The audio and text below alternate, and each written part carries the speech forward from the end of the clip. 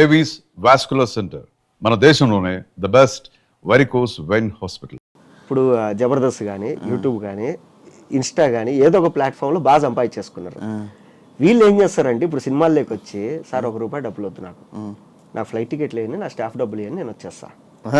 ఇలా ఒక 2 సంవత్సరాలలో ఒక మినిమం ఒక 5 నుంచి 8 పెద్ద సినిమాల్లో కనపడతారు. కనపడిన తర్వాత మార్కెట్ ఓపెన్ అవుతుంది ఇండస్ట్రీలో. ఇప్పుడు డబ్బులు డిమాండ్ చేస్తారు.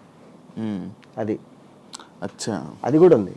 కొంతమంది ఆర్టిస్టులు ఉన్నారు ఫ్రీగా చేసేస్తారు. పుష్ప కేశవ ఎలా పోయింది మరి? పుష్ప కేశవ నేను ఒక్కనే కాదు, ఫస్ట్ నన్ను పిలిచారు, ఇది క్యారెక్టర్ అన్నారు. నాకు పుష్ప క్యారెక్టర్ కన్నా కేశవ క్యారెక్టర్ చాలా ఇంపార్టెంట్ రా, అందరు నీ పేరే చెప్తారు. అప్పటి వరకు ఆయనకు తెలియదు, ఆయన యూట్యూబ్ చూడలేదు నాది. సో అందరు నీ పేరే, సేమ్ నేను చెప్పిన డైరెక్షన్ డిపార్ట్మెంట్ రైటర్లు అందరు కూర్చొని డిస్కస్ చేస్తారు అని, అందరు నీ పేరే చెప్తారు. ఇట్లా నీ సినిమాలు నేను ఒక 2 చూస్తాను నేను అంటే, ఓకే సార్ అది ఇదన్నా అయిపోయింది. తర్వాత నా తర్వాత సుహాస్ని అబ్బాయిని చాలా మందిని అనుకున్నారు. బట్ వాళ్ళకి కావాల్సింది ఏంటంటే ఎప్పుడు పిలిచినా రావాలి, ఎప్పుడు పిలిచినా రావాలి. నాకు ఫస్ట్ ఆయన చెప్పింది 3 సంవత్సరాలు ఏం చేయకూడదు అన్నాడు. ఓకే సార్, నాకు ఇష్టమైన డైరెక్టర్లో మీరు ఒకరు, సో అందులో అల్లు అర్జున్ అన్న ఫ్యాన్ నేను, సో నేను 3 సంవత్సరాలు ఏం ఒప్పుకోకుండా చేస్తా అన్న. బట్ వీళ్ళకేంటంటే ఎందుకు ఇన్ని ఇబ్బంది పెట్టడం, ఇప్పుడే బిగ్ బాస్ నుంచి వచ్చాడు, కొంచెం రెమ్యునరేషన్ పెంచుకుంటాడు. నాకేంటంటే బిగ్ బాస్ నుంచి రాకుండా ఒక 6 సినిమాలు రెడీగా ఉన్నాయి.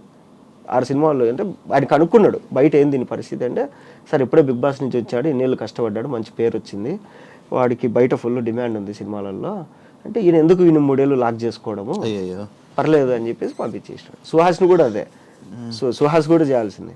సో హీరోగా ట్రై చేస్తున్నాడు, కలర్ ఫోటో అది ఇది, సరే ఎందుకు వాడిని 3 ఏళ్ళు మనం లాక్ చేసి ఇబ్బంది పెట్టడం, తప్పు అయింది కదా. తప్పే అయింది అంటే చెప్పలేం. ఇప్పుడు ఆ సినిమా క్లిక్ అయింది కాబట్టి మనం మాట్లాడుకుంటాము. ఒకవేళ అదే కనుక ఏదైనా అయింది అనుకో, అరే అనవసరంగా 5 ఏళ్ళు పోయింది కదా నా లైఫ్ లో అనుకుంటారు కదా, అట్లా. బట్ ఏంటంటే బయట తెలియక నేను ఎందుకు వదులుకున్నా, సుకుమార్ గారు పిలిచి క్యారెక్టర్ రా అంటే నేను మూసుకొని చేయకుండా నేను ఎందుకు వదులుకుంటా.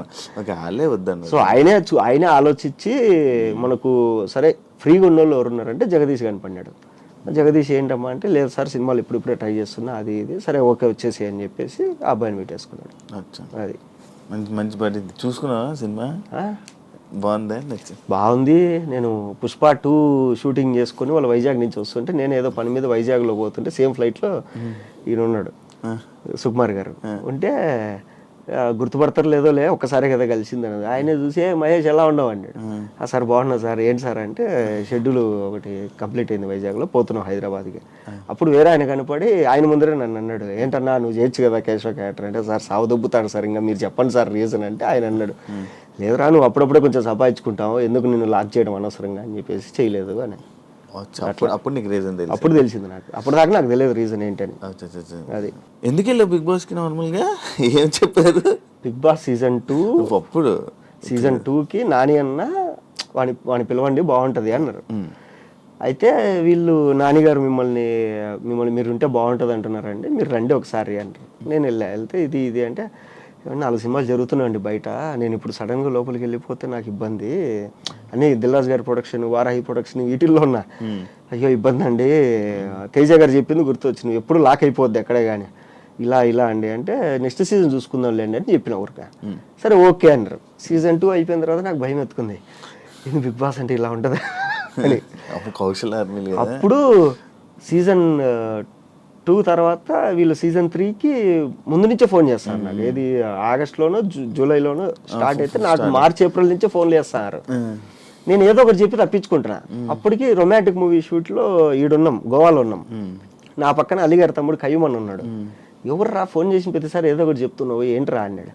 లేదన్నా ఇటు బిగ్ బాస్కి రమ్మంటారు, నాకేం భయం వేస్తుంది పోవాలంటే, పోకుంటే బాగా అది పోతే డబ్బులు వస్తాయి కానీ ఇదన్నా అంటే, అరే ఏం కాదు, నువ్వు బయట ఎలా ఉంటావో వెళ్ళి అలాగే ఉండు, నువ్వు జనాలకి నచ్చితే ఓకే, నువ్వు ఖచ్చితంగా నచ్చుతావు, నువ్వు నీలాగుంటే నచ్చుతావు, నువ్వు ఎప్పుడైతే దొంగ నాటకాలు ఎచ్చావో నచ్చవు, నువ్వు నీలాగుంటే కనుక నచ్చుతావు, నువ్వు వెళ్ళి హ్యాపీగా డబ్బులు ఇస్తారు, తెచ్చుకో, పెళ్లి కావాల్సిన పిల్లోడు డబ్బులు వస్తాయి కదా, ఓన్లీ డబ్బుల కోసం పో అన్నాడు. సరే ఓకే అని చెప్పేసి ఫోన్ చేసి వాళ్ళకు, నాకు మీరు మంచి డబ్బులు ఇస్తే వస్తానండి అన్నారు. వాళ్ళు సరే అని చెప్పి నేను అడిగినంత ఇచ్చారు. అది అప్పటికి టాప్ 3 పేమెంట్ అది. అమ్మ నాకేంది ఇంత డబ్బులు ఇస్తున్నారు వీళ్ళు, వీక్లీ బయట ఇంత కష్టపడినా రావు, ఇదేంది ఇది అనుకొని మా అమ్మకు ఫోన్ చేసిన. అమ్మ ఇట్లా ఇట్లా అంటే ఇంకేముందర హ్యాపీగా వెళ్ళి బాగా తిని కూర్చొని పడుకొని డబ్బులు తెచ్చుకోపోవాలి. సరే ఓకే అని చెప్పేసి పోయినా. నేను 2 వారాలు ఉంటే చాలు అనుకున్నా, 12 వారాలు ఉన్నా. అదే 12 వారాలు. అది 12 వారాలు ఎంత సంపాదించావు? చెప్పకూడదు అది బయటికి, నువ్వు చెప్తావా? బిగ్ బాస్ అనే కదా, ఏమైనా సంపాదించుకున్నావా మొత్తం డబ్బులు? సంపాదించుకున్నా. ఫస్ట్ బిగ్ బాస్ 1కి వచ్చింది ఒక హౌస్ డౌన్ పేమెంట్ కట్టేసిన 40 లక్షలు. తర్వాత 40 లక్షలు వచ్చింది ఫస్ట్ 3/3కి. వచ్చిందంటే 40 లక్షలు పెట్టా. వచ్చిందంటే 40 లక్షలు డౌన్ పేమెంట్ కట్టేసిన ఒక ఇంటికి. తర్వాత ఓటీటీ సీజన్ మనకు వచ్చింది. ఈ మధ్యలో సినిమాలు సంపాదించుకుంది అంతా కలిసి ఒక సినిమాకి పెట్టేసిన. దాని రిలీజ్ కోసం కింద మీద పడుతున్నా. కాదు, ఏమైనా ఉపయోగపడిందా నీకు బిగ్ బాస్? పడింది. బిగ్ బాస్ నుంచి వచ్చిన తర్వాతే కదా నాకు బిగ్ బాస్ అంటే ఏమైందంటే, ఇప్పుడు ఒక సినిమాలో క్యారెక్టర్కి 10 మంది ఆప్షన్లు ఉంటే అందులో నేను 8, 9 ఉండేవాడిని. బిగ్ బాస్ నుంచి రాగానే ఏమైందంటే ఈ ఆప్షన్ అనేది 1, 2కి వెళ్ళిపోయింది.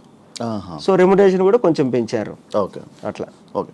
నీ సినిమా కాంట్రవర్సీ ఏంటి? ఏం కాదు, మెసేజ్లు పెట్టి ఏదేదో చీటింగ్ ఇది అది. వాడు మా డైరెక్టర్. వాడు ఏంటంటే ఇద్దరం కలిసి సినిమాలు చేసుకున్నాం, ఇద్దరం కలిసి చేసుకున్నాం. అప్పుడు వేరే పేరు ఉండేది కదా, సినిమా పేరు ఏంటి? అప్పుడు కల్ట్ గ్యాంగ్ అని ఉండేది. తర్వాత నేను రెన్యువల్ చేసుకోవడం కొంచెం లేట్ అయింది. ఆ కల్ట్ అనేది విశ్వక్సేన్ తీసుకున్నాడు, నేను మళ్ళీ ఉత్తుత్త హీరోలని మార్చుకున్నాను. సో గొడవ ఏంటంటే, గొడవ ఏం లే, డైరెక్టర్ కమ్ కెమెరామెన్ మా ఫ్రెండ్. సో పిలిచి రారా సినిమా చేసుకుందాం ఇద్దరము అనుకున్నాను. షూటింగ్ వరకు నేను పెట్టాలి, పోస్ట్ ప్రొడక్షన్ వాడు పెట్టాలి. షూటింగ్ అయిపోయింది. తర్వాత పోస్ట్ ప్రొడక్షన్ నాకు డబ్బులు లేవన్నాడు. డబ్బులు లేవన్నప్పుడు ఎట్రా, సరే ఇది కూడా నేనే పెట్టేస్తాలే అని చెప్పేసి మొత్తం అంతా చేసుకుని కంప్లీట్ చేసుకున్నాము. మొత్తం అంతా అయిపోయిన తర్వాత ఇప్పుడు నాకు తెలిసిన పరిచయాలతో మైత్రి డిస్ట్రిబ్యూటర్స్ ఇలా అందరినీ కలుస్తున్నాం. వాడు నేను వెళ్ళి కలుస్తున్నాడికి మనోడు ఏంటంటే కొంచెం ఊహల్లో ఉండిపోయాడు. ఏది సినిమా అయిపోగానే ఇంత డబ్బులు వచ్చేస్తాయి, నేను ల్యాండ్ తీసుకోవాలి, కార్ తీసుకోవాలి, ఇది మొత్తం ప్లాన్ చేసి నేనేది ఫస్ట్ సినిమా బయటకు వచ్చేదాలని చెప్పి నేనున్నా. తర్వాత ఏమైపోయిందంటే ఇంక నేను ఇట్లా కాదు, ఇది ఒక 2-3 ప్రీమియర్ చేసేద్దాం రామానాయుడులో. ప్రీమియర్లు వేసేస్తే మనకు కనీసం ఏదన్నా కొంచెం బస్ ద్వారానే వస్తుంది ఇండస్ట్రీలో అనుకొని, నువ్వు మొత్తం ఫైల్ అవుట్పుట్ రెడీ చేసేసి మనం ప్రీమియర్ వేసేసుకుందాం అంటే, అప్పుడు వాడి మైండ్లో ఏం పడిందో కానీ నాకు ఇంత డబ్బులు ఇస్తే కానీ నేను రెడీ చేయను అన్నాడు. నేనేంటంటే ఫ్రెండ్ కదా అని చెప్పి మొత్తం నమ్మి ఫైల్స్ అన్నీ మనోడి దగ్గర పెట్టేసి, నాకు తెలియదు అసలు ఎన్ని హార్డ్ డిస్కులు కొనుక్కున్నాం ఏంటి అంటే, ఎంత ఖర్చు అయింది అనేది అకౌంట్స్ రాసుకుంటున్నాను. లేదు ఇది అన్నప్పుడు మనోడికి ఏంటంటే పాపం అప్పటి వరకు అంటే నెగిటివిటీ వచ్చిందో మైండ్లో, ఇది అయిపోతుందో లేదో అని. లేదంటే కనుక వాడికి నిజంగానే డబ్బులు అవసరమైంది. అప్పుడు నా దగ్గర డబ్బులు లేవు. నేను నా దగ్గర డబ్బులు ఉంటే నేనే ఇస్తాను కదరా నీకు అని. సరే ఇట్లా కాదు, అగ్రిమెంట్ చేసుకుందాం మనము వచ్చిన తర్వాత ఇంత అని అంటే, సరే ఓకే అగ్రిమెంట్ చేసుకుందాం అని చెప్పిన. తర్వాత వాడు అగ్రిమెంట్ రాలేదు, నేను చేసుకోలేదు. నేనేమన్నా అంటే, సరే అయితే నువ్వు సైలెంట్గా ఉంటే నేను సినిమా మొత్తం రిలీజ్ చేసేసి వచ్చిన డబ్బులు వచ్చిన తర్వాత నేను పిలిచి నీకు ఇవ్వాల్సింది నీకు ఇచ్చేస్తాను అంటే, అప్పటికే ఇచ్చేసిన కొంచెం డబ్బులు, ఇవ్వాల్సింది ఇస్తా అన్న. అది దానికి అందరికి మెసేజ్లు పెడుతున్నాడా? దానికి ఏంటంటే వాడు మెసేజ్లు పెట్టేది ఏంటంటే అంటే, వాడి ఫ్రెండ్స్ ఉన్నారు కొంతమంది ఇండస్ట్రీలో, వాళ్ళకి ఇదంతా తెలియదు. ఇప్పుడు నాకు ఇంకొకటి గొడవ అయింది, నేను వచ్చి నా వర్షన్ నీకు చెప్పిన, అవతల ఇంకో 3వ పర్సన్ నీకు తెలియదు, నువ్వేం చేస్తావు, నేను చెప్పి నమ్ముతావు కదా. సో అట్లా ఏంటంటే మనోడు చెప్పిందంతా వాళ్ళు నమ్మారు. నమ్మేసి వాళ్ళు ఏదేదో సరే ఓకే పోనీలే మనం ఏమైంది, అది ఎందుకు రిలీజ్ అవ్వట్లా? ఉన్న డబ్బులంతా దానికే పెట్టేసిన. ఇప్పుడు ఎవడెవడైతే ఈ ఎరిపప్పు వాళ్ళందరూ కామెంట్లు పెట్టారో, ఈ నా కొడుకులందరూ తలా ఇంత వేసుకునే కానీ సినిమా అయిపోతుంది. జేబులోంచి డబ్బులు తీసి ఏమైనా హెల్ప్ చేయండి అంటే ఓడి చేయట్లేదు, ఎవరికి కామెంట్లు పెడతారు అంతే. కామెంట్లు పెడితే ఏం చేసుకోవాలి, ఏడు ముడ్లు పెట్టుకోవాలి ఎన్ని కామెంట్లు. నేను చెప్పినా క్లియర్గా, అరే మీరు ఇంత బాధపడతారు కదా మీ వాడికి పేరు రాలేదని, మీరే తలా ఇంత వేసుకొని సినిమా కొనండి, మీరే రిలీజ్ చేయండి, లేదా మీరే తలా ఇంత వేసుకొని సినిమా రిలీజ్కి హెల్ప్ చేయండి రా అంటే ఎవరు చేయడంట, జేబులోంచి ₹1 తీయరంట, ఊరికి ఇన్స్టాగ్రామ్ తీసి కామెంట్లు పెడతారంట. అది ఇప్పుడు రిలీజ్ అవుతుందా? రిలీజ్కి ఒక 30 లక్షలు కావాలి. సో ఆ డబ్బుల కోసం నేను అంటే ఇప్పుడు పెళ్ళి అయిపోయిన తర్వాత ఏంటంటే ఎంత లేదన్నా నెల అయ్యేసరికి ఒక 78,000 ఖర్చులు వస్తున్నాయి. ఏది హైదరాబాద్లో రెంటు, ఊర్లో రెంటు, ఇక్కడ ఖర్చులు, అక్కడ ఖర్చులు, అవి. ఓన్ హౌస్ అన్నా? ఓన్ హౌస్ అంటే అదే 40 లక్షలు కట్టాం కదా, వాడు కడతాడు ఇంకా అండర్ కన్స్ట్రక్షన్ లో ఉంది అది. సో ఇది ఓకే.